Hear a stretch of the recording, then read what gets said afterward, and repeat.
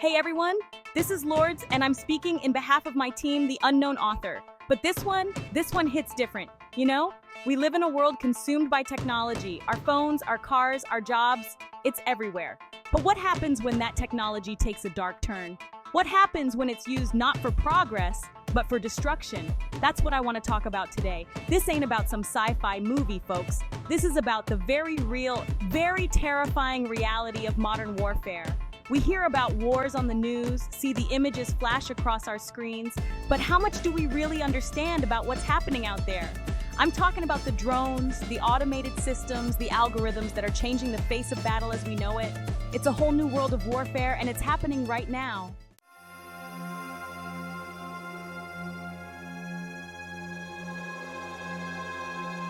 I've been fortunate enough, or maybe unfortunate, to see some of these conflict zones firsthand.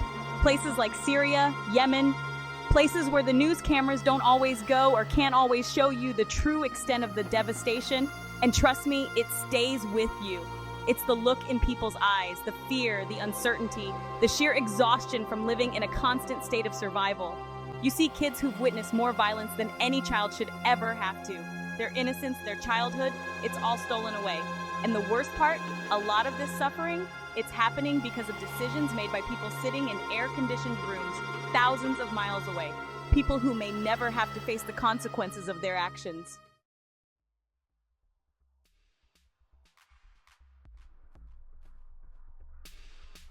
Warfare used to be about hand-to-hand combat, about soldiers facing each other on the battlefield.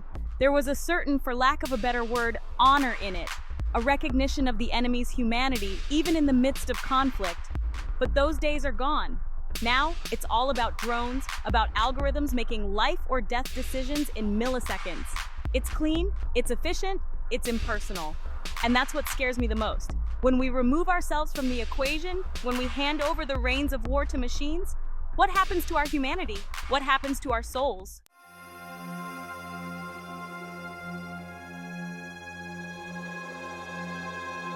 Imagine walking through a city that was once vibrant, full of life, streets bustling with people, markets filled with the sounds of vendors, children playing in parks, and families enjoying their time together. Now it's nothing but dust and debris. The echoes of laughter and joy have been replaced by the haunting silence of destruction. Buildings are torn open like cardboard boxes, their insides spilled out onto the streets. Once homes and businesses, now just hollow shells. That's the reality of places like Aleppo, like Sana'a, cities that have seen the worst of humanity's conflicts. The scars of war, they run deep. They are etched into the very fabric of these cities, a constant reminder of the violence that tore them apart, deeper than any bomb crater, deeper than any bullet hole. These scars are not just physical, they are emotional, psychological, and communal. You see these glimpses of what life used to be, a child's toy, a family photo, remnants of everyday life now buried in the rubble, a book lying open, its pages flapping in the wind. Each item tells a story, a fragment of a life interrupted. It's like time just stopped, frozen in the moment of destruction. The clock hands stuck at the exact second when everything changed. And you can't help but wonder, what happened to the people who lived here, who laughed here, who loved here? Where are they now? Some, they were lucky enough to escape. They left behind everything they knew, seeking safety and a new beginning. But many, they weren't so fortunate. They remained, trapped in the aftermath, grieving for lost loved ones and shattered lives. They became casualties of a war they didn't ask for, innocent lives caught in the crossfire, a war they didn't start. The human cost is immeasurable, the loss profound. These scars on the landscape are a testament to the resilience and suffering of those who endure.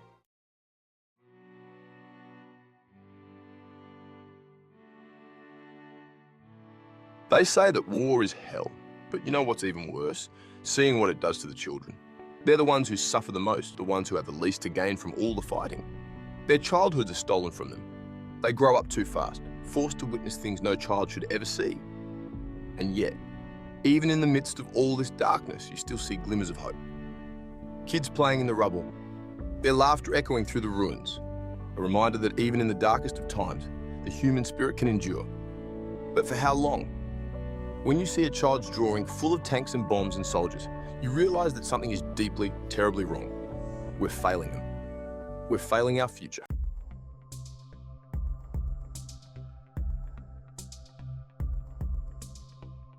And then there's the new face of war, the one that doesn't even have a face. Drones. Unmanned aerial vehicles. They sound so sterile, so technical. Just machines doing a job, right? But make no mistake, these things are killing machines. Cold, calculated, and efficient. They fly silently overhead, watching, waiting for their orders, invisible to those below. And when those orders come, boom. A sudden, devastating strike. Another explosion, another family torn apart. What's even more disturbing is how detached it all seems. The operators are miles away. No boots on the ground, no risk to the people pulling the trigger. Just a screen and a joystick. Just a joystick, a screen, and a target thousands of miles away. It's remote warfare at its most impersonal. It's like playing a video game, except the stakes are all too real. Real lives hang in the balance. And that's what's so terrifying about this new era of warfare. The ease with which we can cause destruction. It's so easy to distance ourselves from the consequences of our actions. To forget the human cost. To forget that there are real people, real lives, being shattered on the other end of those missiles. The silent killers of our time.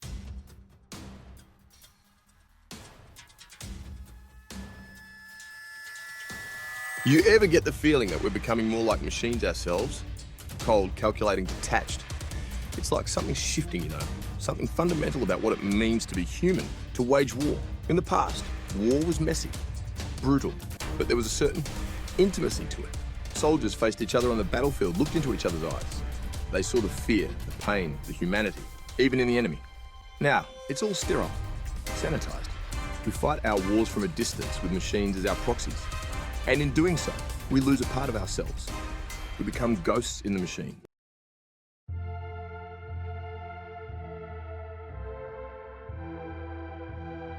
We talk about surgical strikes, collateral damage, like these are just technical terms, abstract concepts. But behind every one of those terms, there's a human cost. A family torn apart, a life extinguished, a future stolen away. And it's all too easy to forget that when you're sitting behind a computer screen, thousands of miles away from the action. What happens to our souls when we become so detached from the consequences of our actions? When we reduce human life to a target, a blip on a radar screen? These are the questions that keep me up at night. We can't afford to become numb to the suffering. We can't let ourselves become desensitized to the true cost of war. Because if we do, we lose something far more precious than any territory, any ideology. We lose our humanity.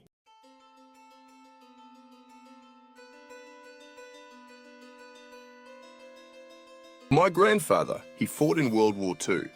He was just a young man, barely out of his teens, when he was thrust into the chaos of war. He told me stories about the horrors he witnessed, the friends he lost. The nights were filled with the sounds of gunfire and the cries of the wounded. But he also talked about the bonds of brotherhood he forged on the battlefield, the unspoken understanding that they were all in it together, no matter what. The sense of honour that came with fighting for something bigger than himself was palpable. It was about defending their homeland, their families, and their way of life. I don't know. Maybe I'm romanticising the past. Maybe the stories have taken on a life of their own in my mind. But it feels like something's been lost in our modern wars. The face-to-face combat, the personal sacrifices, the raw courage. It seems to have faded. Where is the honour in fighting a war from a distance? Where is the bravery in pushing buttons from the safety of a control room? Where is the courage in sending machines to do our killing for us? The drones, the robots, they lack the human touch, the human cost. These are the questions we need to be asking ourselves. Are we losing our humanity in the process of making war more efficient? Because when we remove the human element from warfare, when we make it a sterile, remote operation, when we sanitize it and make it seem like just another video game, we risk losing something fundamental about ourselves. We risk losing the very essence of what it means to be human. The empathy, the understanding, the shared suffering.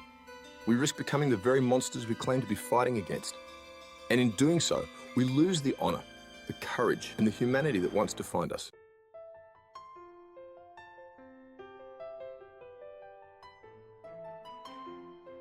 We live in a world saturated with images of violence. On the news, in our movies, even in our video games, it's everywhere. And you know what? It's numbing us. We see so much of it, we become desensitized to it. It's like our brains just can't process it all anymore. And that's dangerous because when we lose our capacity for empathy, when we stop seeing the humanity in others, that's when the real monsters come out to play. We need to wake up, people. We need to start paying attention. We need to remember what it means to be human. We need to fight for our humanity.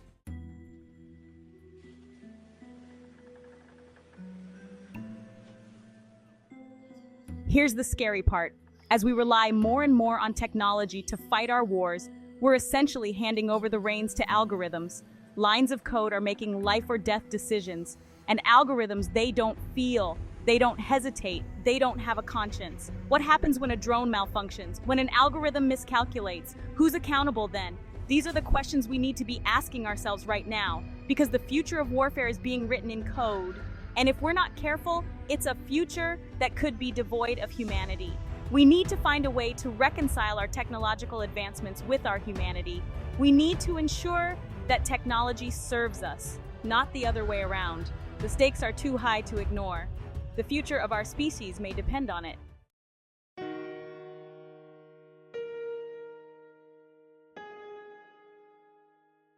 You know, one of the most heartbreaking things I've witnessed in these war-torn corners of the world is not just the physical destruction, but the erosion of something far more fragile: empathy. These conflicts, fueled by power struggles and greed, they chip away at our capacity to connect with each other's humanity. It's like the constant exposure to suffering creates a callus over our hearts. We see a child holding a rifle instead of a textbook, their eyes hardened by years of violence, and somewhere along the way, we forget that they are still a child robbed of their innocence, their potential. It's easier to look away, to distance ourselves from their pain, than to confront the uncomfortable truth. This could be our reality too.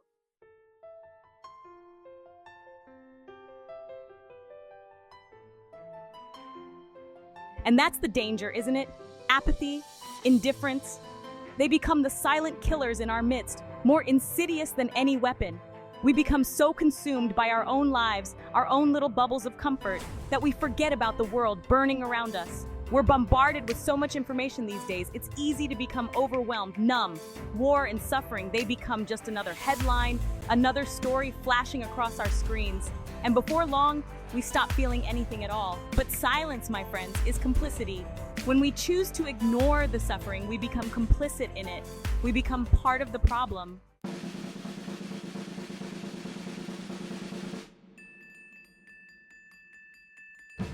See, the thing about power is, it's seductive. It whispers promises in your ear, tells you that you're better than, more deserving than others. It convinces you that the ends justify the means. And before you know it, you're caught in its web. Governments, corporations, they all benefit from the perpetuation of war. It's a cycle of violence that feeds their greed, their thirst for control, and we, the people, we become pawns in their game. Expendable resources in their pursuit of power. We're told that these wars are fought in the name of freedom, democracy, security. But how often are those just empty words used to justify the unjustifiable? We need to start questioning the narratives we're being fed. We need to demand transparency, accountability.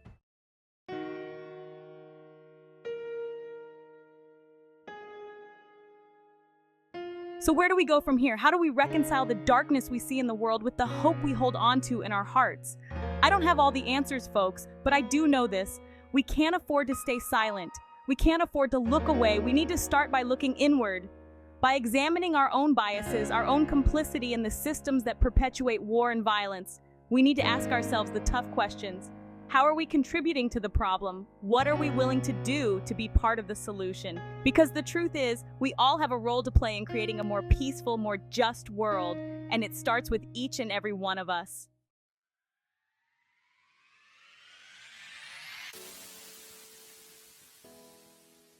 So yeah, the world can feel pretty damn bleak sometimes, but amidst all the darkness, there are glimmers of hope. There are people out there, everyday heroes, fighting for a better future. They're the ones standing up for what's right, even when it's hard. They're the ones raising their voices against injustice, demanding better for ourselves and for future generations. They're the ones reminding us that we are not alone.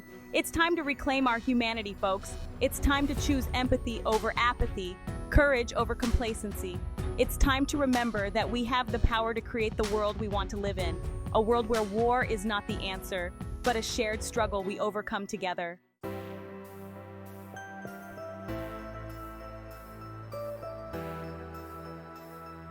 You know, in the darkest corners of the world, where the shadows of war loom large, you also find the brightest lights of humanity. It's in these crucibles of conflict that true heroes emerge. And these heroes, they're not always the ones with guns and badges. They're ordinary people doing extraordinary things, teachers risking their lives to educate children in war zones, doctors and nurses working tirelessly to heal the wounded, to mend broken bodies and broken spirits. They're the ones standing up for peace, for justice, for compassion, even in the face of unimaginable adversity. They're the ones who give us hope. They're the ones who remind us that even in the darkest of times, humanity can prevail.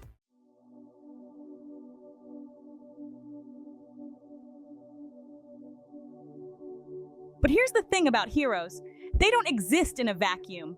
They're not born, they're made, forged in the fires of shared experience, nurtured by compassion and empathy. It starts with listening, really listening to each other's stories, even when they're difficult to hear. It's about stepping outside of our own bubbles, our own limited perspectives, and trying to see the world through someone else's eyes. It's about engaging in those uncomfortable conversations, the ones that challenge our assumptions and force us to confront our own biases. Because it's in those moments of vulnerability, those moments of genuine human connection, that compassion takes root and flourishes.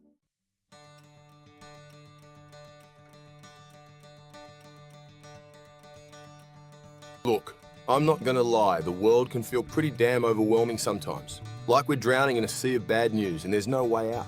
But here's the thing, even the smallest act of kindness, the tiniest seed of hope, can have a ripple effect. It can inspire others to do the same, to believe that change is possible. So yeah, the fight for a better world, it ain't gonna be easy. There will be setbacks, there will be disappointments, but we can't give up, we can't lose hope. Because the future, it's not something that just happens to us, it's something we create, together.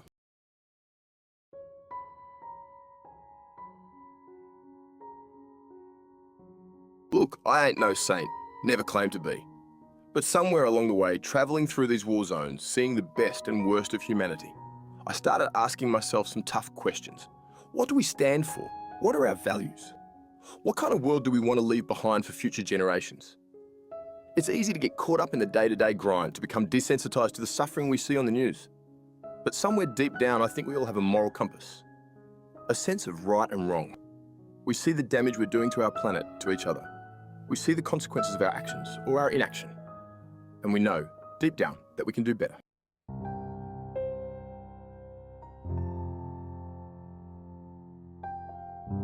You know, I was raised religious, Catholic school, the whole 9 yards.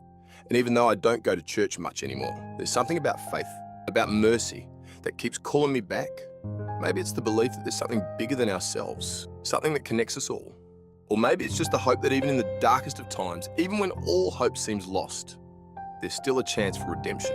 I've seen that mercy firsthand, in the eyes of people who've lost everything, yet still find the strength to forgive. In the kindness of strangers reaching out to help those in need. It's a reminder that even in the midst of war, humanity can still find a way to shine through.